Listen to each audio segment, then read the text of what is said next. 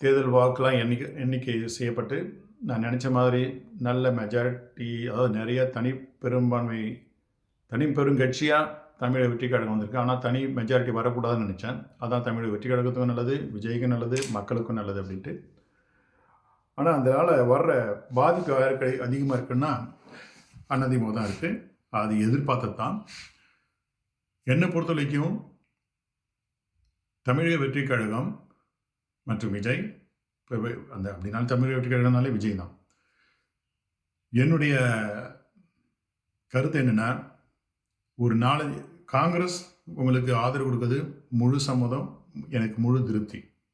ஏன்னா இன்றைக்கி காங்கிரஸ், நீங்கள் நிறைய பேர் நினைக்கலாம் பாரதிய ஜனதா கட்சியில் இருக்கோம்னா இன்றைக்கி மேற்கு வங்காளத்தில் ஜெயிச்சிட்டோம் அப்படின்னு ஆடலாம். உண்மையில் அப்படி கிடையாது.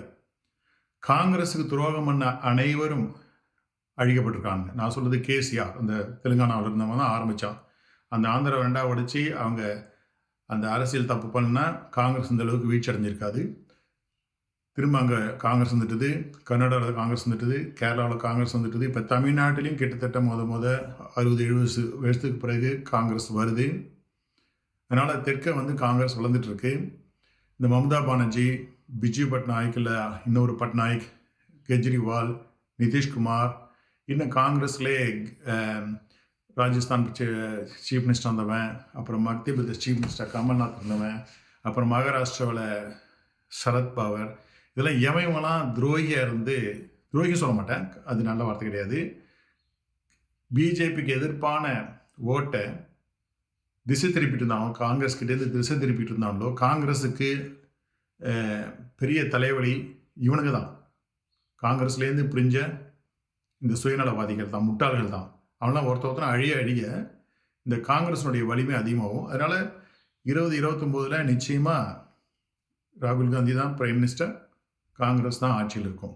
அதில் சந்தேகம் கிடையாது. அப்படி பார்க்கும்போது இப்போ தமிழகத்தில் இப்போ அதிமுகவும் நான் சொல்லியிருக்கிறேன், அதிமுக, தமிழக வெற்றி கழகம், காங்கிரஸ் 3 கூட்டணி வச்சு பாராளுமன்ற தேர்தலில் போட்டிட்டால் அட்டகாசமாக இருக்கும். ஆனால் நான் சொல்லியிருக்கேன், எத்தனையோ தடவை சொல்லியிருக்கிறேன், எந்த கூட்டணி வச்சாலும் பழனிசாமி இருக்கிற வரைக்கும் அந்த கூட்டணி ஜெயிக்காதுன்ட்டு. அது அவன் மேலே இருக்கிற வன்மை கிடையாது, அவன் அவ்வளோ பெரிய முட்டாள், ஒரு நல்ல எண்ணம் இல்லாதவன். அவன்கிட்ட நல்லதுன்னு சொல்கிறதுக்கு எதுக்குமே கிடையாது. இப்படிலாம் எல்லாமே கொஞ்சம் அது செங்கோட்டையனை அவன் கட்சி விட்டு நீக்கும் போது தான் எல்லாருக்கும் அதிர்ச்சி வந்தது. ஆனால் எலெக்ஷன் குறுகிய காலத்தில் எல்லாம் வாயை மூடிட்டு எலெக்ஷன் முடிஞ்சு பார்த்துக்கலான்னு இருந்துட்டானுங்க. அந்த எலெக்ஷன் முடிஞ்சதால் தான் இன்றைக்கி அவனால் தலைமை கழகத்தில் அனைத்து இந்திய அண்ணா திராவிட முன்னேற்ற கழகத்துடைய எம்எல்ஏ கூட்டத்தையும் கூட்ட முடியல. இன்றைக்கும் அவன் பாண்டிச்சேரிக்கு ஓடுறான். பரிதாபமாக இருக்குது, தெருவில் அலையிறான் பழனிசாமி. ஆனால் பழனிசாமி நம்பி திமுகலாம் பழனிசாமியை நம்பி கூட்டணி வைக்கும். சில பேர் சொல்கிறாங்க திமுக அதிமுக கூட்டணி வச்சு ஆட்சி அமைக்கணும், விஜயை தள்ளி வைக்கணும். நடக்காது. பிஜேபியை நிறைய தப்பு பண்ணுறானுங்க. ஜனநாயக படத்தை அதுலேருந்து ஆரம்பித்து பிஜேபி பண்ண தவறு, பழனிசாமி பண்ண தவறு, இன்னும் சில விஷயங்களில் இந்த தொகுதி, அதாவது உதாரணத்துக்கு பண்ருட்டி தொகுதியை விசிகா கொடுத்தது, நெய்வேலி தொகுதியில் சபாராஜன் முட்டாள அவன் ஜெயிக்க மாட்டேன்னு தெரியும், அவனுக்கே திரும்ப வேறுபாடு கொடுத்து, இது மாதிரி உதாரணம் தான். கடலூர் மாவட்டத்தில் இந்த 2 தொகுதியை திமுக ஈஸியாக ஜெயிச்சிருக்க வேண்டியது, அது திமுக செஞ்ச தவறால் ஜெயிக்கலை. ஸோ இவங்களாம் செஞ்சு தான், பல தவறுகளை செஞ்சு தான் விஜய் முன்னேறிட்டு வந்தான். நான் விஜய் ஒரு இடத்துல ஜெயிக்க மாட்டான்னு சொன்ன போனேன் 1 வருஷத்துக்கு முன்னாடி. ஆனால் நிலைமை கொஞ்சம் கொஞ்சமாக மாறி 10 சீட்டு 20 சீட்டு இன்றைக்கி முதலமைச்சராக போகிறான். அது முதலமைச்சர் ஆகிறத இன்றைக்கி பிஜேபி கவர்னர் வச்சு தடுக்கிறானுங்கன்னா அவனுக்கு முட்டாளுன்னு அர்த்தம். பிஜேபியுடைய அழிவு எங்கேயோ தைக்க ஆரம்பிச்சிட்டுது. இவனுங்க பழைய கேம்லாம் விளையாடிட்டானுங்கன்னா இது பழனிசாமி மாதிரி முதலமைச்சர் கிடையாது. விஜய்ன்ற மக்கள் செல்வாக்கு இருக்குது, இன்றைக்கி இருக்குது.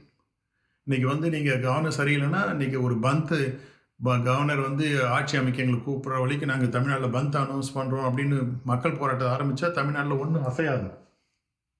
கவர்னர் திரும்ப விஜயை கூப்பிட்ற வரைக்கும். அதனால் பாரதிய ஜனதா கட்சி, இந்த மோடி, அமித்ஷா, இந்த முட்டாளங்களுக்கெல்லாம் அவங்களுக்கும் காலம் முடிஞ்சிட்டு வருது. நீங்கள் கற்பனை பண்ணிட்டு இருக்கலாம் பெங்காலில் ஜெயிச்சிட்டோன்னு. அப்படிலாம் கிடையாது. அது பெங்காலில் ஜெயித்தது பிஜேபிக்கு இருக்கிற அனுகூலத்தை விட காங்கிரஸ் தான் அனுகூலம். ஏன்னா காங்கிரஸுக்கு இருந்த பெரிய தலைவலி மம்தா பானர்ஜி தான். அந்த மம்தா பானர்ஜி ஒழிஞ்சாச்சு. 2வது பெரிய தலைவலி நிதிஷ்குமார் ஒழிஞ்சாச்சு. இதெல்லாம் காங்கிரஸுக்கு நல்லது. அதனால் காங்கிரஸ் வளர்ச்சி இன்னும் அபிரிதமாக இருக்கும். நிறைய இடத்துல துரோகிங்கெல்லாம் போயிட்டானுங்க, டிட்ராக்ஷன் திசை திருப்பணங்கள்லாம் போயிட்டானுங்க. வணிவை காங்கிரஸ் பற்றி பேசும். இது எதுக்கு சொல்லுவோம்னா, காங்கிரஸ் வலிமையாக வருது. அந்த கூட்டணி தமிழக வெற்றி கழகத்துக்கு ஒரு நல்ல கூட்டணி. என்ன தப்பு பண்ணக்கூடாது தமிழக வெற்றி கழகம் அப்படின்னு சொன்னால், ஜாதி கட்சிகளோட, நான் சொல்றது விசிக, பாமக, இவங்களுக்கு கூட கூட்டணி வைக்கக்கூடாது. சொல்ல முடியாது. அன்புமணி கட்சியிலேருந்து சில பேர் வரலாம், கோஷ்டிலேருந்து சில பேர் வரலாம். இவன் என்ன சொல்லலாம், சௌமியா அன்புமணியை சௌமியா கிருஷ்ணசாமின்னு பேரை மாற்றிட்டு அவனுக்கு கட்சி விட்டு வெளியே அவங்க கட்சியில் சேர்ந்து ஆதரவு கொடுக்கலாம். சொல்ல முடியாது. என்ன பேராசை யாருக்கு விட்டுது?